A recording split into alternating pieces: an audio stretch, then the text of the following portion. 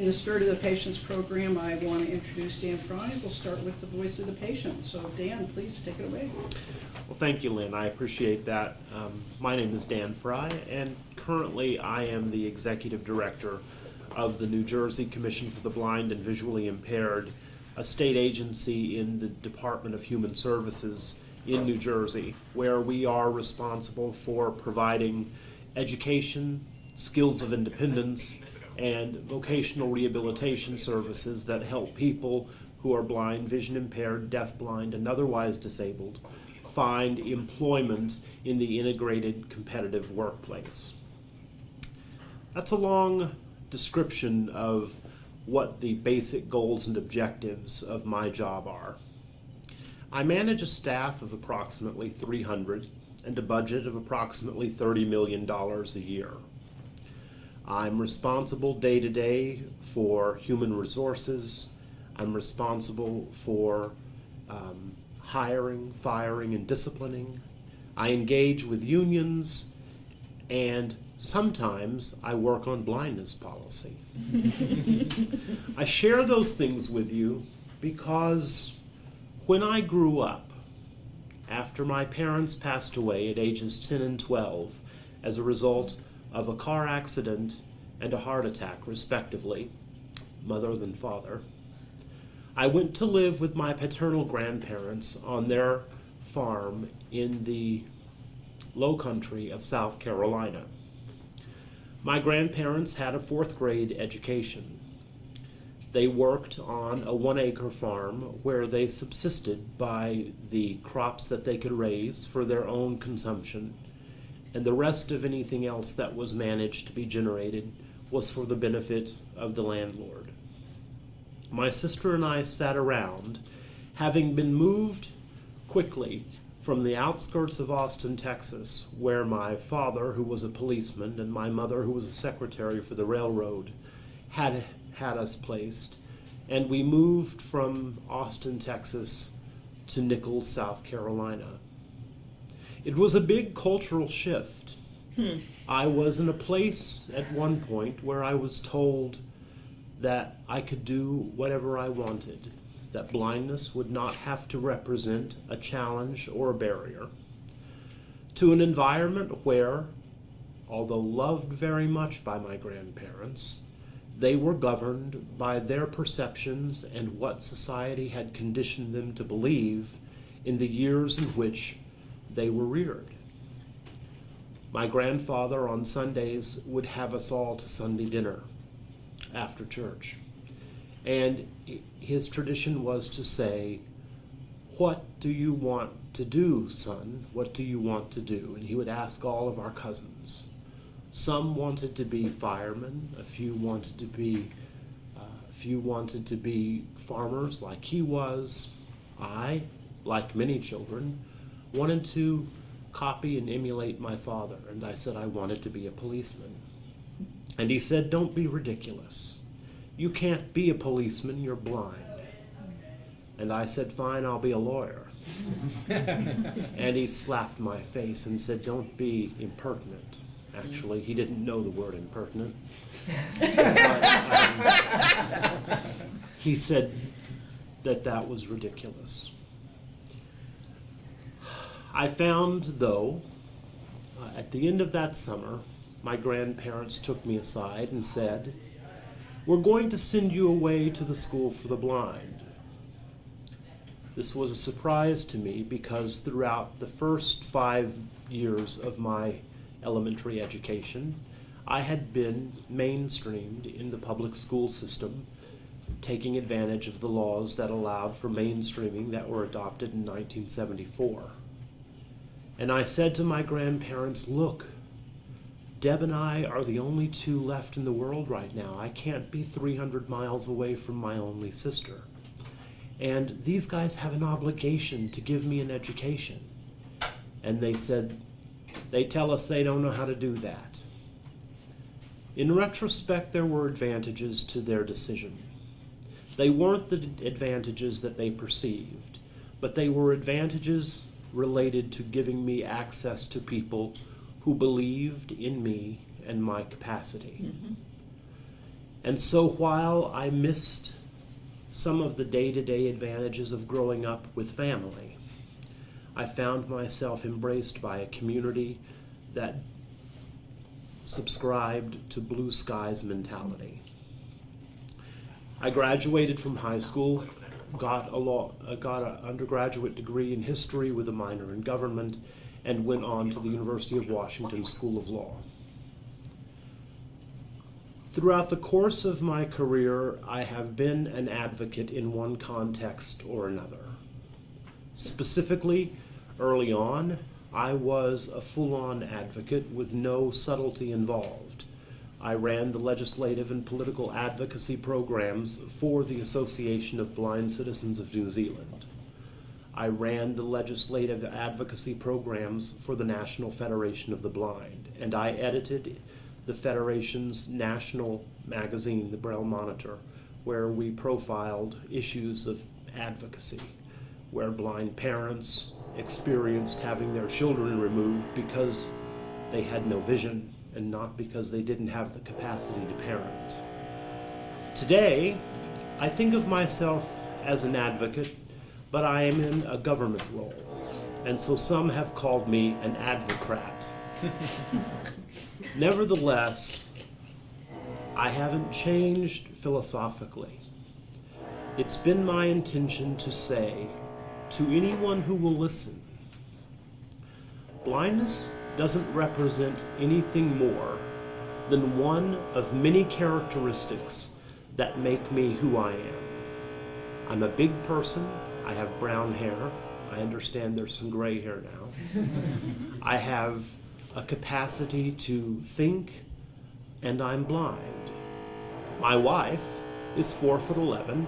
She has vision, though she's legally blind, and she has a number of other characteristics.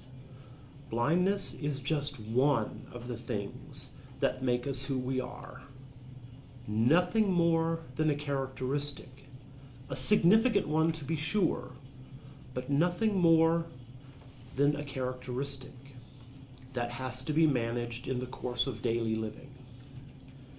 As we undertake the task of doing research, as we undertake the task of trying to engage with people, you can get caught up, I think, in trying to be sensitive and aware.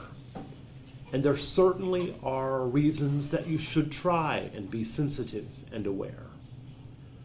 But sometimes just good intentions are sufficient. Most people are going to be amenable to a simple question. Most people are going to be understanding that you don't live or experience the community that we live and experience every day.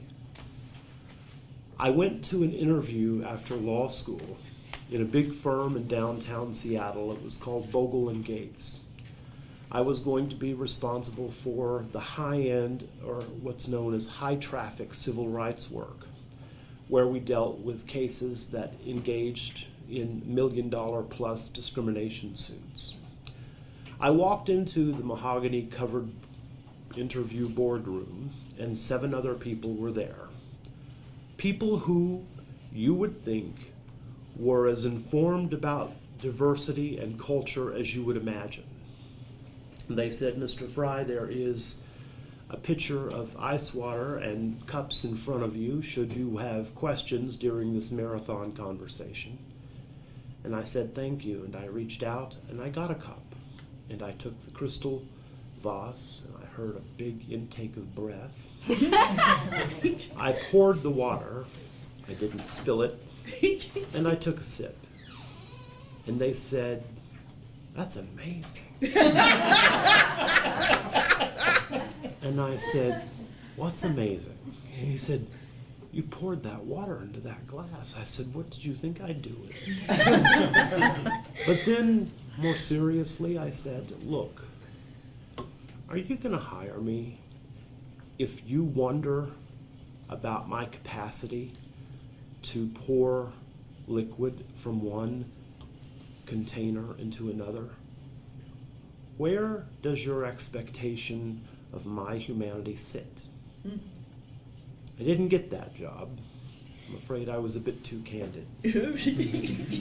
But I don't think I mind. As we undertake the research we do here, I urge us to be considerate and respectful. Recognize that everyone with whom we engage are individuals, no matter what disenfranchised minority group they may be a member of, or multiple groups they may be a member of.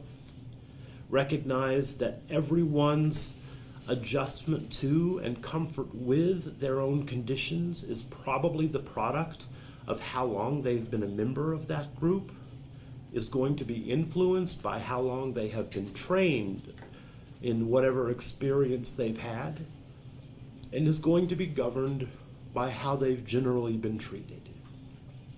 At the end of a long day, after dealing with the unions who tell me that the new parking spaces that we've made at one of our buildings are not safe enough for our employees, my tolerance level for people asking me if I know how to count money is lower than it is at 8 a.m. So we're all humans. But I think it isn't hard to do what we want to do here.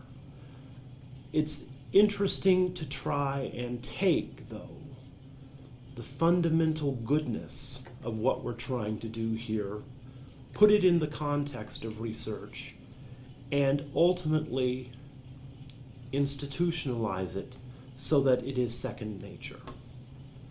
I hope we can do that. I think in time we will. Thank you. Bravo. I'm Del Price. I'm resident here in Baltimore City, but I also have lived on the East Coast and West Coast and South.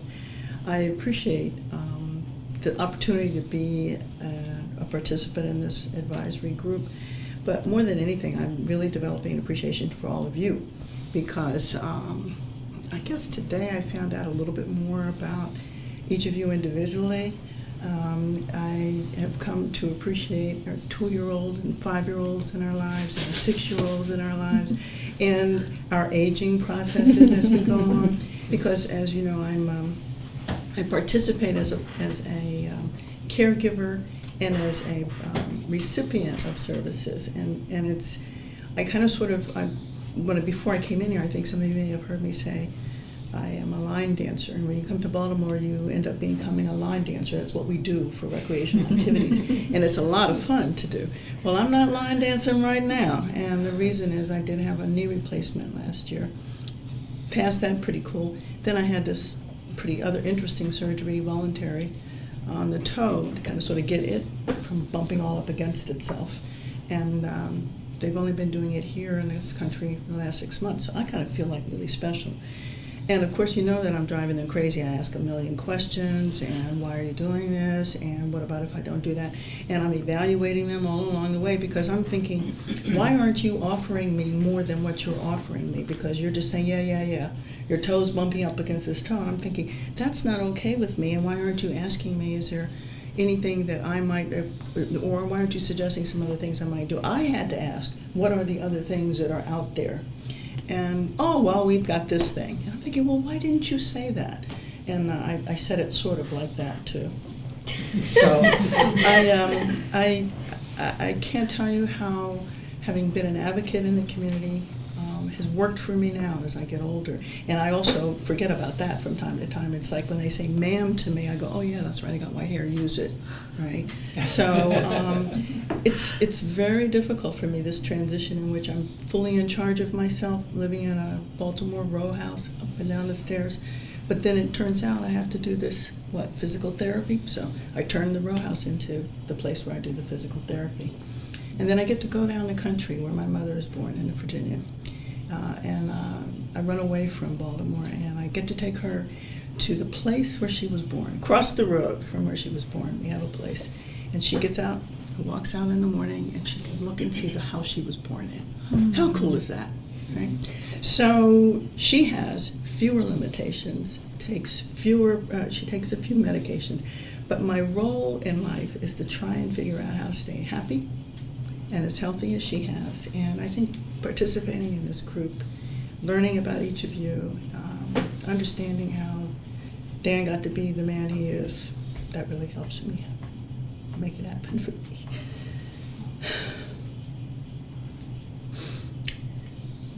So thank you. Thank all of you. That's it.